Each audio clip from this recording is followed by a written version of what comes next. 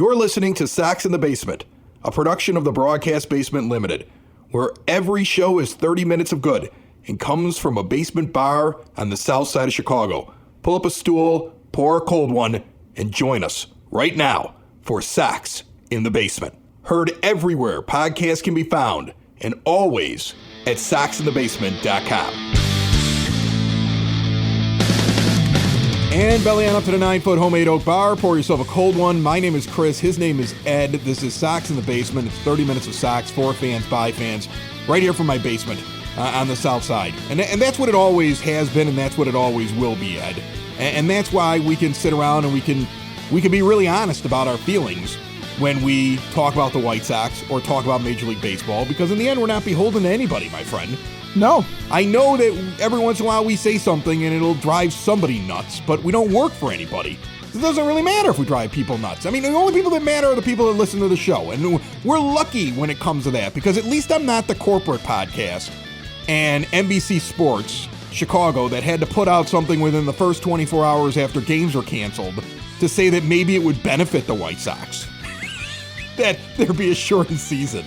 Like, I didn't even read the article. I did that headline thing where I looked at it and I was like, I'm not reading that. It came from their account, and I was like, are you telling me there's a benefit to playing less games? You know what the beauty of 162 games is? If the White Sox, built to win a World Series, come out slow and have a bad couple of months, they can recover. That safety net is gone if you have a significantly shortened season. And so, right then and there, I don't need to read your article. I just blew it out of the water. Go back and find some more propaganda to tell White Sox fans that it's not a big deal that their season isn't starting on time. Goes back to what I said on the last show, Ed. You know, there's a certain group I'm mad at. It's owners, and it's particularly owners like the Pirates owner, Bob Nutting. You know he's one of the 8 guys that won't approve anything because he'd rather spend $25 million a year on his team, even though Forbes ranked him just as rich. He and Jerry Reinsdorf, when they listed baseball owners, are basically the exact same amount of billions that they're worth.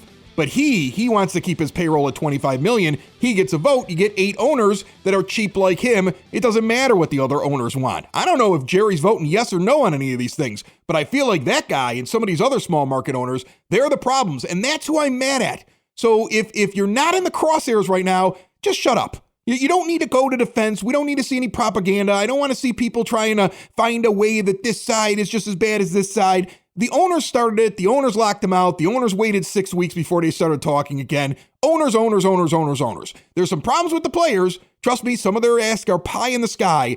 But overall, this is bad for baseball. You can't put a positive spin on it, my friend. No, there's really nothing positive to say. And you're right. A guy like Bob Nutting, you sit there and you honestly have to question. First of all, if you had the last name Nutting, wouldn't you change that? But also, you have to question whether or not this guy is somebody who actually likes the sport of baseball or just thought that this was going to be a bigger return on investment for him than whatever else his portfolio has. Because if that's the case, if you are an owner of a sports team and you're in it for the profits, you are going to make money, yes, but my God, why would you do that? It's like saying I'm gonna manage a rock band, but I hate music.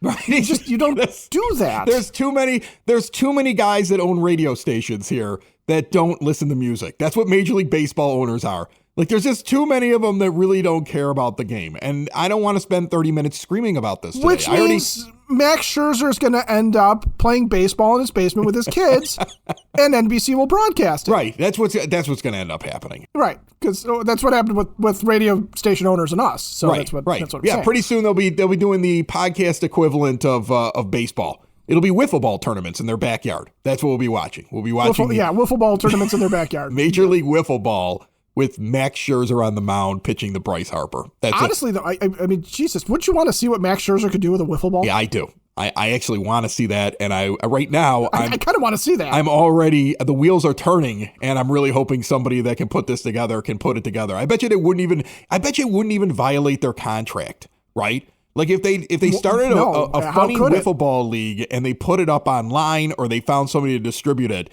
and they just played wiffle ball, and they hired announcers that would sit there and talk about their talking points. Think about how annoying that would be for Major League Baseball ownership, because they're not playing baseball.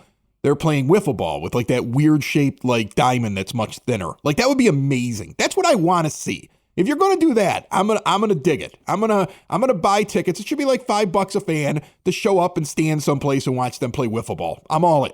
100%. Let's make that happen, man. We're brought to you by Family Waterproofing Solutions. You heard the ad at the beginning of the show. Family Waterproofing Solutions wants to make sure your basement's dry, your foundation stays solid, and they're going to fix any issues before they pop up or get worse. Have them come out, take a look at your place. You got some cracks, you got some bowing walls, you got some seepage. You need to have the sump pump looked at. Look, spring is coming. Water starts getting in the houses. Now is the time to take care of that issue before it gets worse. 24/7, 365, 7 days a week. That's what 24/7 means. 708-330-4466. Give them a call. Check them out at familydry.com. Mention Sox in the Basement, and you get money off. All right, on the show today, we got Devin DeYoung.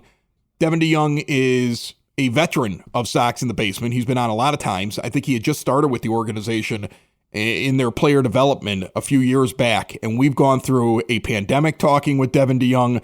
We've gone through a 2021 season where he got a look finally at some of these guys that he could only talk to over Zoom with Devin DeYoung. And now he's going to be on this program as he's packing up his bags in a few days and heading down to Arizona to join all these young players that are not on in a lockout, that are able to work out with the White Sox, the young prospects, and we're going to get his thoughts. We're going to get his thoughts on Oscar Colas. We're going to get his thoughts on some of these guys that were just recently drafted. We're going to talk about what they do in the offseason. This is going to be a topic that you can't ignore, especially when you don't have Major League Baseball to talk about. And I know you've got something planned as well a little bit later on here in the program. But another observation before we get to Devin DeYoung.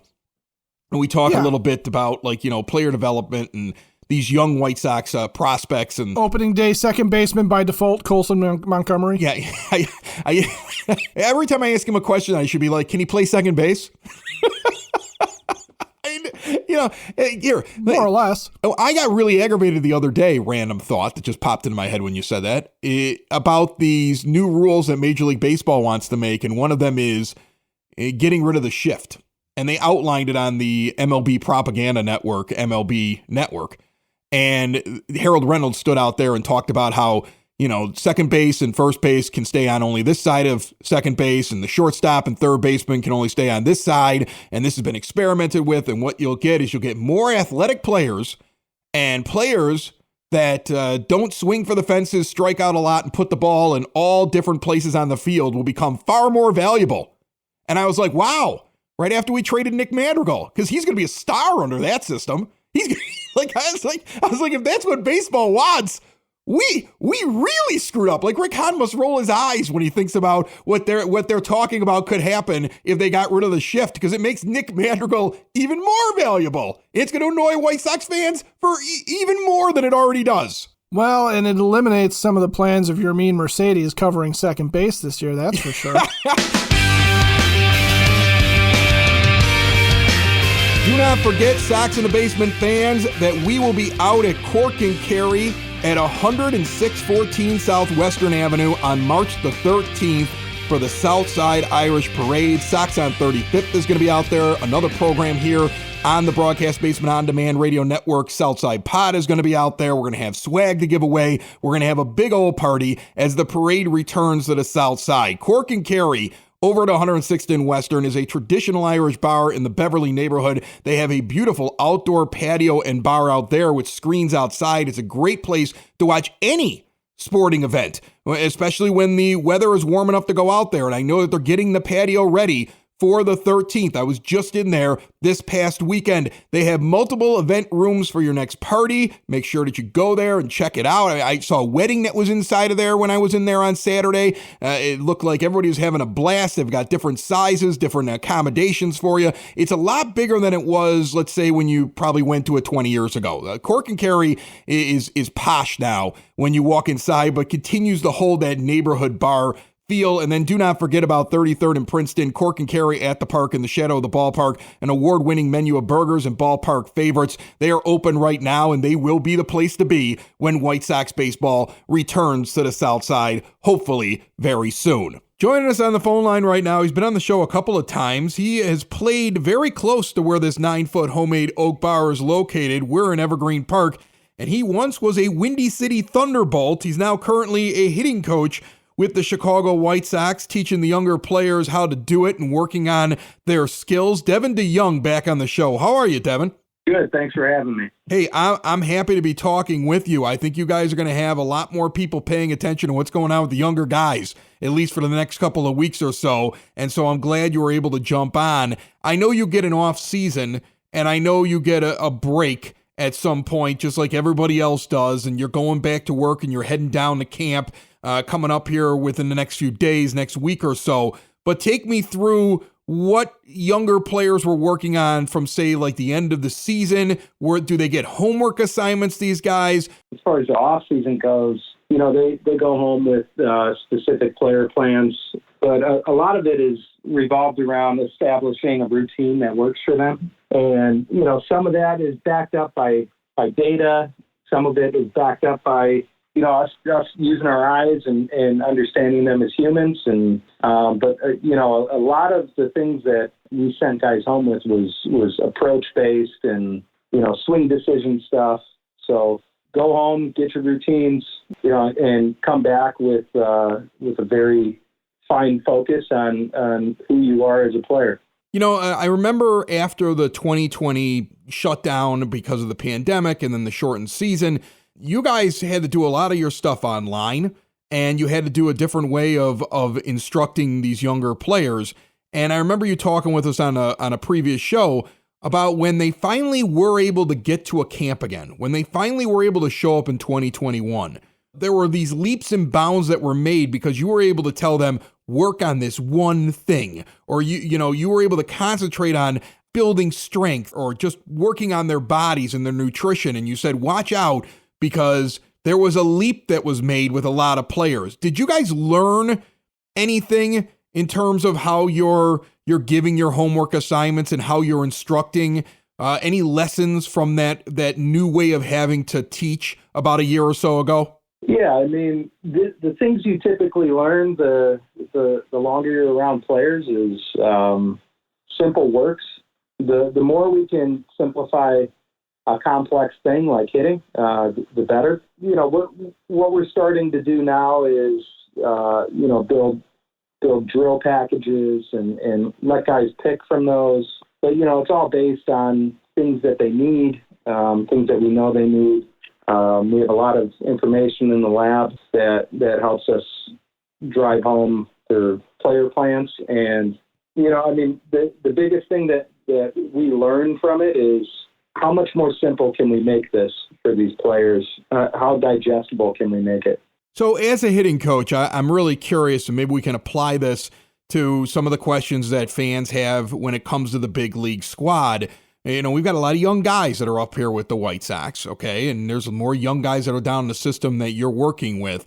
But we've seen some guys make some leaps. We've also seen a lot of potential that everybody's waiting on breakouts. Like what happens if Luis Robert gets a full healthy season? What happens Eloy Jimenez gets back and the injury troubles are gone and he's finally able to realize that potential that we saw the year beforehand? As a hitting coach, do you believe that these guys continue to get lessons, that they can continue to grow and build and break out, or is there a point where a guy is who a guy is? I mean, I know fans go back, they look at numbers, like, okay, well, this has been the pattern for the last 3 years. This is what the guy is. Can you teach an old dog new tricks? Can you find a guy who's had an issue or has to unlock something? Is there a key to unlocking that and getting him to the next level? Yeah. As a hitting coach, I always believe in development for players. I think everybody is capable of developing at any age, but a lot of times it comes down to a decision that has to be made. If something's working for a guy, they're probably going to stick with that. And if they have found success with it, then for us to get in the way of that might jeopardize their performance. But if a guy wants to make a change, belief is the best mechanic. So if a guy believes in what he's doing, he's more likely to succeed with it. But yeah, I think players can develop late in careers. We've seen it plenty of times, and I've seen plenty of older guys, have something click late. We had a catcher with Windy City that kind of figured out how to hit, at like 25, 26. So, I mean, there's every day you're around the game, you learn. So I got to ask you this question. I remember when we first talked with you, I think the first time you were ever on this show, you had just joined the White Sox organization. And back at the beginning of February when the White Sox announced once again their player development staff, and of course you're back on the list and you've been on it now for the last couple of years, you tweeted right out that you're blessed to have another year in this game. What is it like now as you've kind of not only started with the team, then gone through that really weird year where you couldn't really work with the guys like you normally would, and then you had a pretty normal year last year. How does it feel now after a couple years inside the organization? The anticipation, do you still get excited knowing that you're packing your bags and heading down to start working with players soon? Oh, yeah, man. You get home for about a week and you're itching to go back. The hardest thing about our industry is leaving your family and your kids, spending time away from loved ones. That's the biggest struggle that we all have. Any baseball wife or husband is going to be, taking the brunt of all the work back at home. And so there's definitely, there's things that you don't look forward to, but, getting back onto the field and getting back with the guys and continuing development, that's what we live for. I can't wait to be in Arizona. Is there somebody you're looking forward to working with when you get down there? Is there somebody that you can't wait to see? Is there somebody that maybe you've worked with before and you're like, I want to see if they remembered everything we talked about last year and they're ready to jump again? Who stands out to you right now that's a young player that Sox fans should get excited about? I'm excited to see all the guys. I believe in every one of our guys. But, there was some pleasant surprises last year from some young guys, like Hackenberg just came in as a pro, man. Like he was pretty polished coming in, and it was easy to help guide him as a professional. He had a lot of things figured out for himself, so he's exciting. I mean, Misael Gonzalez had a breakout year. I mean, we got a ton of guys that have high potential to hit. Wilfred Veras had a huge year. I mean, there's a ton of guys, Colson Montgomery, Wes Kath, they're exciting. I mean, our young group is something to watch. Montgomery and Kath are the two guys that I think would perk up the majority of Sox fans' ears just because of their draft position. Give me your impressions on those two guys, because I know that the moment you said their names, somebody wanted me to ask you what you thought of them and how they did and how you think they're going to do moving forward. Oh man, I mean, Colson's just an all-around athlete. I mean, he played multiple sports in high school, and I have a small bias to Indiana Hoopers, but he's definitely got like an Indiana Hoopers grit to him, the way he plays the game. And just extremely professional, extremely poised, confident, but, like friends with everybody, and it's just an absolute awesome human. Cap is an extremely competitive person, and, as his body kind of develops, he's going to be really exciting. Is that one of those things you have to kind of think about when you're training these guys? Like, all right, I've got some young players. I mean, you got some young guys that you work with, and they haven't completely grown into what they're going to be physically. Is there ever a time where you look at them and you say, if you keep doing what you're doing, just keep eating your Wheaties, and eventually that's even going to get better? Is that a conversation you have?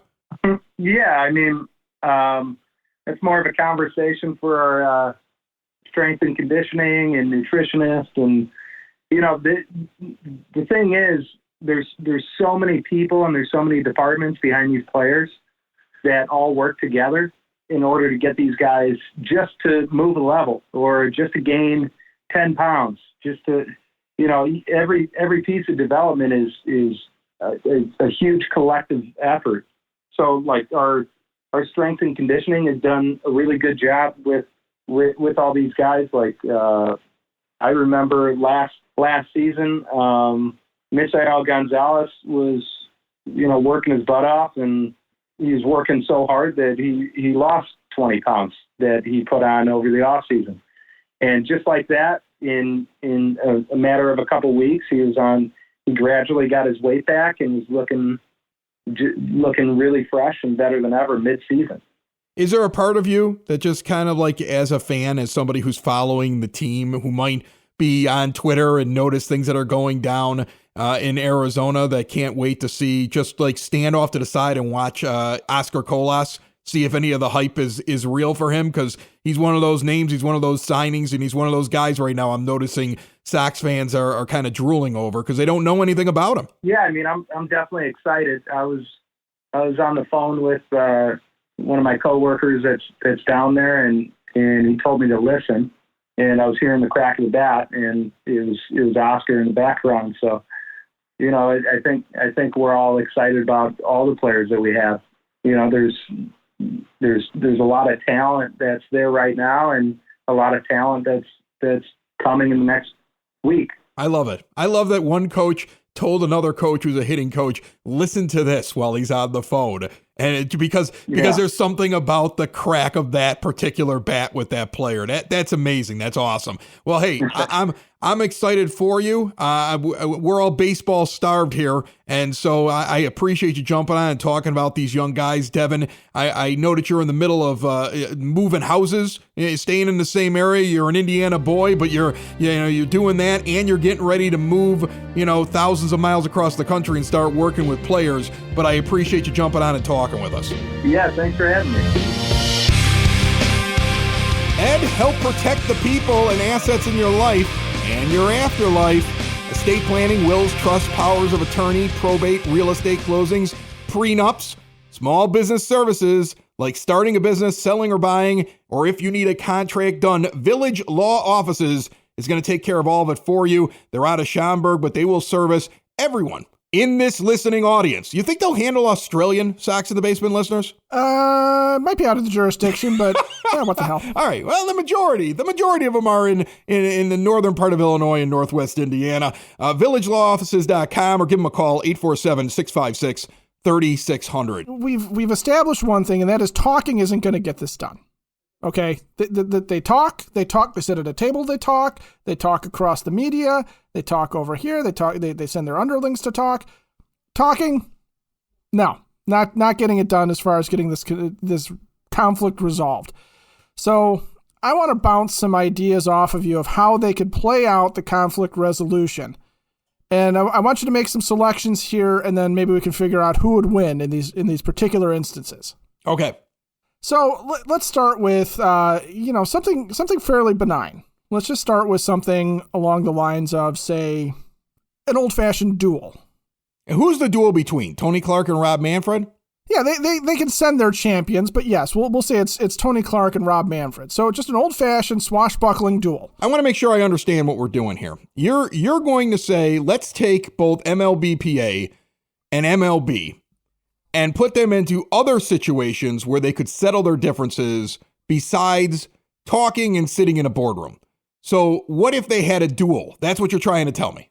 Exactly. Okay, now I'm into this. I was trying to figure out what you were doing, and now, okay, I'm into this now. So pick your style of duel. Do you want an old-fashioned swashbuckling sword fight, or do you want the pistols at dawn? Oh, pistols at dawn. What I want the kind of duel where they meet in the middle of the old western town, and they walk out there in the chaps with the hat on, and they've got the 6-shooters. The spurs jangling. Oh yeah, that's what I want to see. And the way I envision it is with that beard, Tony Clark comes walking out first with a shotgun, and he stands there and does his monologue with Rob Manfred, who I would see Manfred in like the black and white cow stirrups or chaps, the really like corny ones from the 50s. Like that's what I see him standing in with his 6-shooters. And he's wearing a white hat because he thinks he's the good guy, even though he isn't. And then Tony Clark, he puts the shotgun down, pulls back the big, giant black trench coat, and you see his 6 shooters, and now they're ready to go. So who do you think's got the quicker hand then? Tony Clark, he's an athlete. Rob Manfred dies before he gets his gun out of his holster. He probably gets jammed while he's pulling it out. Are you kidding me? And honestly, I see Manfred, if Clark is going to monologue, I see Manfred just plugging him like Indiana Jones did with the swordsman in Raiders of the Lost Ark. You think he just, in mid-monologue, he just plugs him? Clark's holding a shotgun, for crying out loud. All right, let's go pro wrestling style. Let's go a pro wrestling match, whether it's AEW, WWE. Well, it's got to be a cage match. It's got to be promotion. It's got to be a cage match so that they can't leave. It's got to be a cage match so there is a definitive winner, so nobody can run in and interfere, so that at the end we know we have a CBA that lasts for a long time, and there's absolutely no way for anybody to have any shenanigans. You're locked in a steel cage, and not only locked in a steel cage, but an I quit match. You're locked in, and it's an I quit. Oh, an I quit steel cage. Yeah. I like this. Either, and if it's not I quit, I quit, this is the stipulation on this I quit. They either have to say that I quit, or they're unconscious and can't respond. Either way, okay, there is a definitive end to it. That's what baseball fans want, is definitive end. They don't want somebody coming running in at the last moment and hitting somebody with a chair, and there's a disqualification. We got to wait 3 more weeks for a match. It would have to be that way. Do you see Tony Clark pulling the like old school Hulk Hogan Macho Man move of they lift him up, lift the arm up and it drops 1, do it again 2, 3, and before they can get to 4, he just starts shaking the fist and he powers out of the sleeper hold? Here's how I would envision it. Tony Clark, to me, I would have in gear similar to The Undertaker, right? Big, imposing, sure, yeah. Walks in, flames going up in the air, right? That's more Kane than The Undertaker, but yeah, I got you. Right. Rob Manfred comes walking in dressed as Bret Hart. He's got the pink outfit and he's got the really silver sunglasses. Yeah, that's what he walks in with. He comes in like that. That's how I see them going in. And he'll look really goofy in that outfit. That's how I envision it. Yes, he will actually look really goofy. I think Tony Clark could pull off an Undertaker Kane kind of vibe. Yeah, he's a big dude. It's a squash match. I mean, it's obvious. I mean, Clark gets in there and just destroys Manfred. It's over. So far, I've got Tony Clark in any other kind of conflict eviscerating Rob Manfred. All right. So here's maybe this is the last category we'll go, but we'll go Stallone movies. Okay. So you can choose from Rambo, Rocky, or the dude from Over the Top. Hold on a second. So I have to pick a Stallone movie. Yeah. And that's how it gets settled.